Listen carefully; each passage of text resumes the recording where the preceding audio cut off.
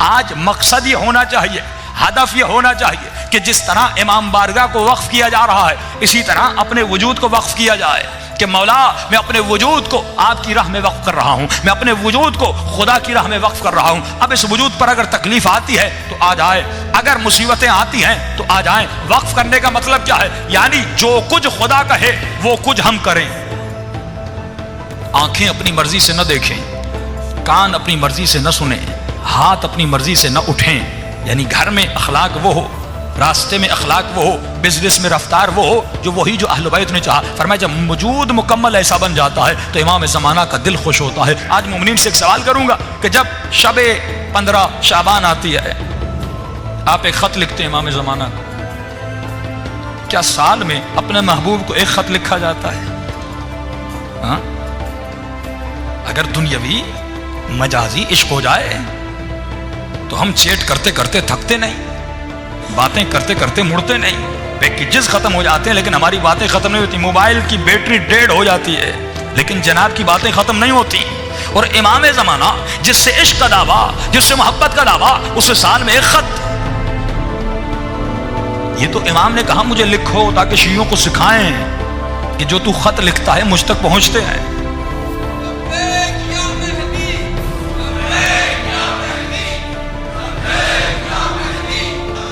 امام تو ہماری باتوں کو سن رہے ہیں لیکن مولا نے یہ کیوں کہا کہ مجھے خط لکھو؟ اس کا مطلب مولا اپنے چاہنے والوں کو ٹرینڈ کروانا چاہ رہے تھے، کیونکہ خط لکھنے سے پہلے زمانے میں جب مولا نے کہا تھا وہاں پر صرف خط کا ذریعہ تھا، ای میل تو نہیں تھا، فون تو نہیں تھی۔ اس وقت تنہا ذریعہ ارتباط جو انسان آپ سے دور ہوتا ہے آپ اسے خط لکھتے ہیں، اس کی ایڈریس پر خط بھیجتے ہیں۔ تو مولا نے کہا مجھے خط لکھو تاکہ پہلی بات تو تجھے یقین ہو جائے تیرا کوئی مولا ہے جو تمہارے خطوط کو پڑھتا ہے، جو تمہارے خط کو دیکھتا ہے، تاکہ یقین ہو فزیکلی ایک ارتباط ہو تمہارا امام زمانہ کے ساتھ۔ کیونکہ آپ کبھی ایسے انسان کو خط نہیں لکھتے جس کا وجود ہی نہ ہو، جو مر چکا ہو اس کو کبھی خط نہیں لکھا جاتا۔ خط اسے لکھا جاتا ہے جو زندہ ہو، خط اسے لکھا جاتا ہے جو آپ کا خط پڑھے۔ تو سال میں ایک مرتبہ مولا نے اپنے شیعوں کو ایک ٹریننگ دی کہ مجھے خط لکھو تاکہ ایک تمہارا فزیکل کنیکشن بنے اپنے مولا کے ساتھ۔ لیکن علماء فرماتے ہیں یہ خط کا سلسلہ، یہ ارتباط کا سلسلہ روزانہ اپنے مولا سے ہونا چاہیے۔ جس طرح تو اپنی ماں سے محبت کرتا ہے، اپنے باپ سے محبت کرتا ہے، اپنی بیوی سے محبت کرتا ہے یا مجازی عشق میں مبتلا ہوتا ہے، تو کتنا کنیکشن میں رہتا ہے، کتنا ارتباط میں رہتا ہے، اسی طرح ہر شیعہ کو اپنے مولا کے ساتھ ارتباط میں رہنا چاہیے، کنیکشن میں رہنا چاہیے۔ اب مولا کے لیے کیا کریں؟ فرمایا صرف خط لکھنا ضروری نہیں، روزانہ رات کو بیٹھو، نماز تہجد کے عادی بنو، آدھا گھنٹہ اپنے مولا کے لیے نکالو، 15 منٹ نماز تہجد پڑھیے۔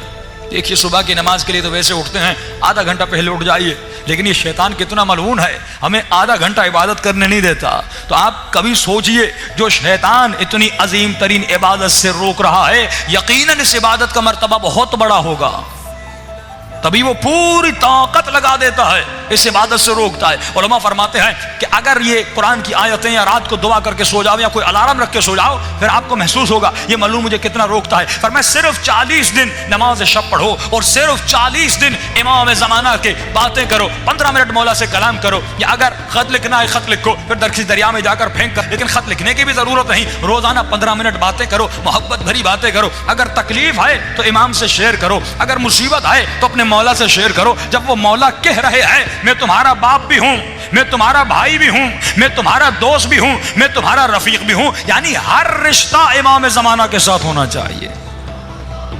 لیکن ہم نے مولا کو صرف ایک محفل بنا دیا کہ سال میں ایک فنکشن کرنا ہے 15 شعبان کا، اور ایک دعائے کمیل پڑھنی ہے اور جمع ہونا ہے، خط لکھنے ہیں، مولا شادی نہیں ہو رہی، مولا پیسہ نہیں، مولا جاب نہیں ہو رہی۔ اور یہ مومنین جب کربلا بھی جاتے ہیں یہی دعائیں کرتے ہیں۔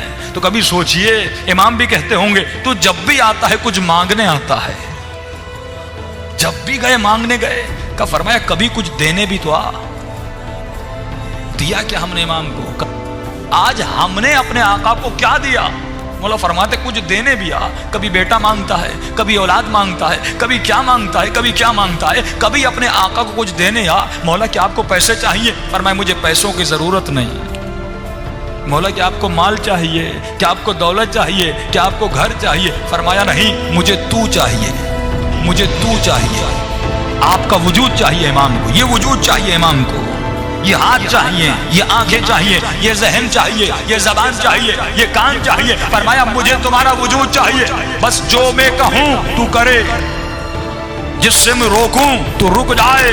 مجھے سلمان زماں چاہیے، مجھے میثم زماں چاہیے، مجھے حبیب زماں چاہیے۔ تو ایسا بن جا جیسے حسین کا صحابی حبیب ابن مظاہر تھا۔ بھائی امام زمانہ کو بھی حبیب کی ضرورت ہے کہ نہیں؟ امام کو بھی علی کی طرح سلمان کی ضرورت ہے کہ نہیں؟ مولا کو بھی علی کی طرح میں سمیت تمار کی ضرورت ہے کہ نہیں؟ کم از کم علی کا غلام قمبر بن کے دکھائے۔